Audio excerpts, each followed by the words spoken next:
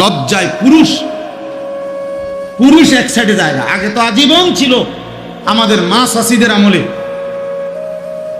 যে আমাগো মা চাচিরা রাস্তার এক পাশে কোনো সময় কোনো কারণে শতভাগ ঢিলে ঢালা বোরকা পরার পরেও একটা ছাতা রাখতেন হাতে।